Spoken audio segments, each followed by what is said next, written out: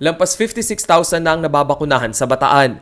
Nakatanggap ang lalawigan ng 63,130 single-dose vial ng Sinovac, 2,420 multi-dose vial ng AstraZeneca at 300 single-dose ampule ng Gamaleya Sputnik 5.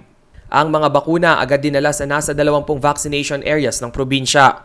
Nung nalaman ko pa lang na magkakaroon ng bakuna para sa coronavirus, kahit ano pa siyang bakuna, tatanggapin ko.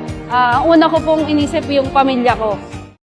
Higit 760 ang populasyon ng Bataan at 70% sa bilang o higit 532,000 ang target na mabakunahan upang matiyak ang herd immunity o pag-iwas na magkaroon pa ng virus transmission.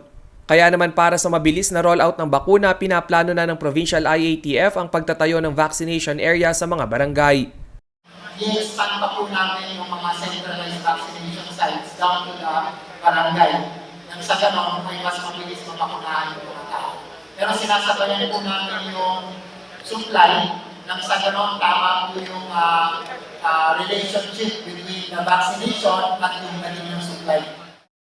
Gaya sa Bataan, ongoing na rin ang pagpaplano ng Pampanga para sa barangay vaccination setup. Kukuha ng mga qualified personnel ang bawat LGU upang bumaba sa bawat barangay para sa rollout ng bakuna laban sa novel coronavirus. Ang initial plans na po namin yung mayors, barangay level na ho ang rollout namin, which lahat ng barangay official magtutulungan, mag-hire sila ng mga qualified na vaccinator para train na po ng DOH in the province. And then ang rollout namin, aabot kami ng barangay level.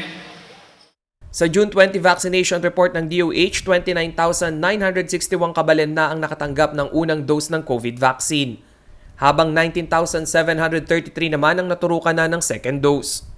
Samantala, sa buong gitnang Luzon, tanging ang probinsya na lamang ng Bataan ang nasa moderate risk level at lahat ay nakapailalim na sa low risk level status. Upang matukoy na low risk level ang isang lugar, dapat ay hindi lalampas sa 7 sa kada 100,000 individual ang tinatamaan ng COVID-19. Ang average daily attack rate sa Bataan ay umabot ng 8 sa kada 100,000 Bataenyo. Rainiel Pawid, CIL TV News.